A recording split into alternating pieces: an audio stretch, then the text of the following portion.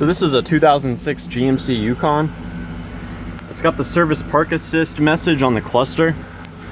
And when I put the vehicle in neutral, or when I put the vehicle in reverse, it no longer warns me when I back up to an object. It doesn't have that beeping alarm. I was able to pull several codes using my scan tool. They're all related to the parking aid sensor in the rear. There's multiple ones.